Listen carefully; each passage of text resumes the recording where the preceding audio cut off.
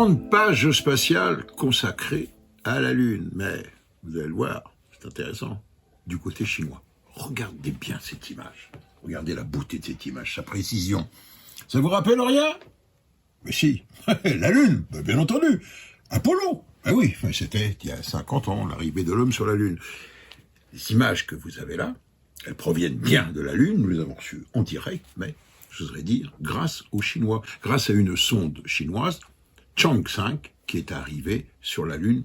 But de la mission, eh bien, se poser en douceur sur la Lune, ça on l'a déjà fait, Apollo l'a déjà réalisé, mais prélever les échantillons du sol lunaire, les Russes l'avaient fait avec Luna 24, ils avaient ramené 200 grammes d'échantillons, mais là, les Américains, eux, c'était 360 kilos de roches lunaires, dont seulement 60 ont été analysés. Et puis maintenant, eh bien, c'est au tour des Chinois qui, avec Chang 5, rêvent de nous ramener sur Terre. On espère que ça va marcher entre 2 et 4 kilos. Alors, petit tour du propriétaire. La mission Chang 5, c'est une sonde en 4 éléments. Et ça rappelle étrangement Apollo. Premier élément, la partie arrière, ce que j'appellerais, moi, la salle des machines, le module de propulsion avec un moteur, les réserves d'énergie, mais également des panneaux solaires, ce que n'avaient pas les missions Apollo. Eux, ils avaient des piles à combustible. Il est surmonté par un autre élément, qui est la capsule de rentrée dans l'atmosphère terrestre. C'est elle qui va revenir sur Terre et ramener les échantillons et se poser au bout d'un parachute dans le désert de Mongolie.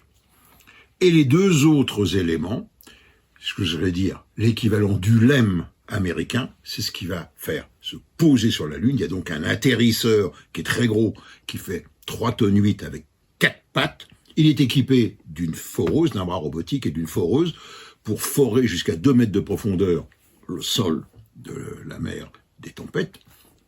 Et au-dessus, il y a, ce que j'allais dire, comme le LEM, le module de décollage qui va décoller de la Lune, se mettre en orbite autour de la Lune à basse altitude, effectuer le rendez-vous avec le module de service et la cabine, et l'ensemble, le transfert des échantillons se fera, et c'est très délicat, et l'ensemble, module de service plus cabine, rallume le moteur, s'arrache à l'attraction lunaire qui est tout de même très faible, rentre dans l'atmosphère terrestre, on largue le module de service, on n'en a pas besoin, et la cabine, comme la cabine Apollo, conique, se freine dans l'atmosphère, puis la suite, vous la connaissez, les parachutes, et elle tombe en douceur au sol où on récupère les échantillons qui sont analysés, évidemment d'abord par les Chinois, mais auxquels ils veulent associer d'autres laboratoires, peut-être français, mais surtout américains. Petite précision, c'est l'endroit où ils se sont posés, c'est pas un hasard, ils se sont posés sur un piton à 1300 mètres d'altitude, dans une région, disons, où les roches sont beaucoup plus jaunes. Apollo, ça a toujours été la mer des grandes mers, la mer des crises, c'était, si vous voulez, des roches de 3,6 milliards d'années, c'est-à-dire 1 milliard d'années après l'origine de la Lune. Là, cette fois-ci, ils visent des roches beaucoup plus récentes, d'origine volcanique, mais entre 1,4, 1,6 milliard d'années. Ce qui voudrait dire, c'est ce qu'on subodore, que l'activité volcanique de la Lune s'est prolongée beaucoup plus longtemps que prévu et beaucoup plus proche de nous. Donc, la mission du côté scientifique est intéressante sur l'histoire de notre système solaire.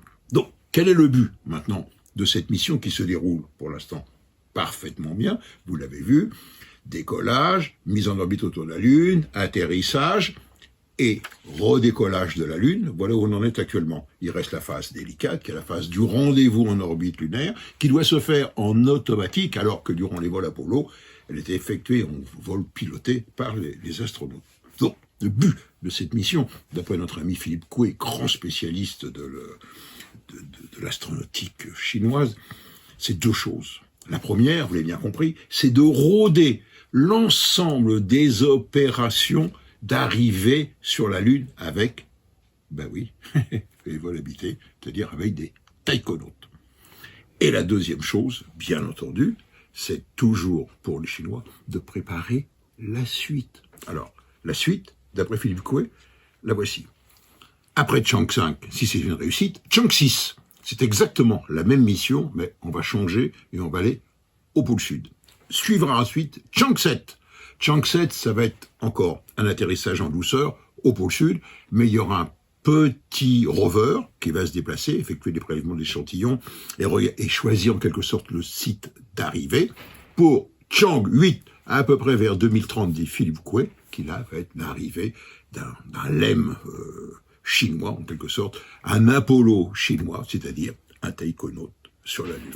Et la suite, eh bien, d'après Philippe, les Chinois veulent griller la politesse aux Américains. Les Américains vont retourner vers la Lune, puis ils disent 2024, 2025 à peu près. Ils veulent être les premiers, pas laisser la place aux Chinois, mais ils vont rester en orbite autour de la Lune et font des allers-retours contre une station spatiale et le sol lunaire. Alors que les Chinois, eux, et c'est d'après Philippe Coué, ils veulent installer une base vie quasiment permanente sur la Lune. Affaire à suivre. Allez, dernier point, puisqu'on vous parle de l'espace. L'espace, eh bien, il a servi à sauver du naufrage le navigateur. Pourquoi? On avait besoin des satellites, pour le positionnement.